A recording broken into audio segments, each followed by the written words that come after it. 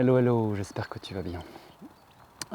J'ai eu une conversation avec un de mes coachés il y a 2 semaines de ça et je voulais te partager le contenu parce que c'est vraiment riche. On était en train de parler de faire des choses avec joie, de trouver ce qui te mettait en joie quand tu faisais ce que tu avais à faire.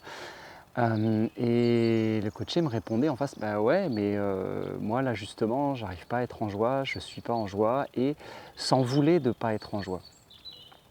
Et c'est un comportement qu'on peut avoir assez facilement parce que quand on se dit ok je vais chercher à être en joie, à plus que me faire plaisir, ok, je parle vraiment de quelque chose de profondément intérieur, on peut se dire bah ouais mais j'ai plus le droit d'être négatif ou j'ai plus le droit de voir les choses, d'avoir des émotions qui sont peut-être un peu lourdes.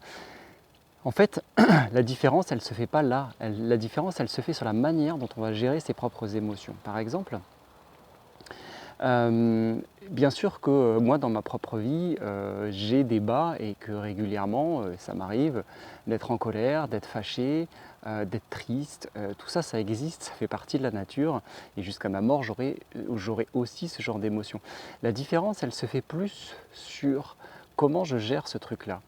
En fait, l'idée, c'est plus de se dire que les bas vont devenir de moins en moins bas et de manière de plus en plus courte, et que les hauts vont devenir de plus en plus hauts et de manière de plus en plus longue.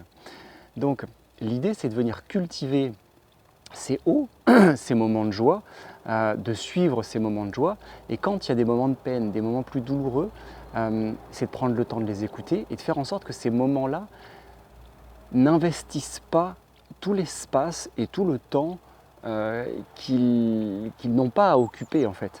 Donc venir soi-même s'en occuper pour que ces émotions-là prennent un minimum de place et qu'on vienne rebondir rapidement sur ce plancher d'acier émotionnel, rapidement pour pouvoir après revenir vers quelque chose de plus haut. Mais c'est évident, je veux dire, dans la nature, il n'y a rien qui est toujours top. Okay, quand vous regardez une fleur, quand elle naît, c'est magnifique, mais elle va peut-être se faire à un moment donné bouffer par un insecte ou elle va se faire piétiner par un animal. Enfin, ça fait partie aussi de la nature de pouvoir aussi vivre des moments bas. La question, c'est surtout, est-ce que je prends du temps à me relever et à remonter beaucoup plus haut? Voilà, c'était quelque chose que je voulais vous partager. Comment toi tu fais aujourd'hui pour justement pouvoir gérer ça? Et surtout, la question que je voulais te poser, c'est qu'est-ce que c'est pour toi être en joie et faire des choses en joie? Partage-le juste en dessous et puis on échange là-dessus. À très très vite. Bye bye.